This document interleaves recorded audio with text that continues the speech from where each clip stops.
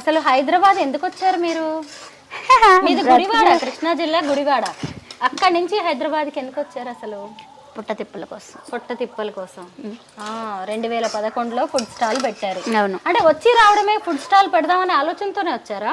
లేదు, వచ్చి రాగానే ఫస్ట్ ఇళ్లలో పనులు చేశాను, టైలరింగ్ చేశాను. తర్వాత సింగర్ హేమచంద్ర గారి ఇంట్లో వంట చేశాను.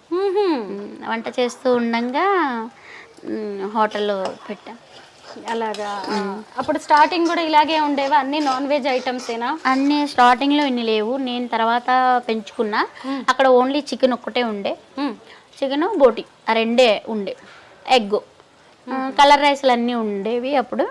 ఇంకా ఆ తర్వాత నేను ఐటమ్స్ అంటే ఫంక్షన్స్కి ఆర్డర్ ఇచ్చేవాళ్ళు.